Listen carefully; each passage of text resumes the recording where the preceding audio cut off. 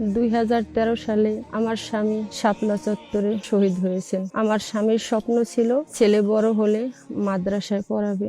আমি এতদিন আমার ছেলেকে নিয়ে অনেক টেনশনে ছিলাম। তো আল্লাহর রহমতে শাপলার স্মৃতি সংসদ আমার ছোট ছেলে দ্বীন ইসলামের দায়িত্ব নিয়েছে। আলহামদুলিল্লাহ, মামুনুল হক সাহেব সমস্ত ভরণ পোষণের দায়িত্ব নিয়েছে। মামুনুল হক সাহেবের অনেক অনেক ধন্যবাদ জানাই। আমার স্বামীর স্বপ্ন ছিল ছেলে বড় হলে মাদ্রাসায় পড়াবে। আমার স্বামীর স্বপ্ন পূরণ হবে ইনশাল্লাহ। আপনারা সবাই দোয়া করবেন।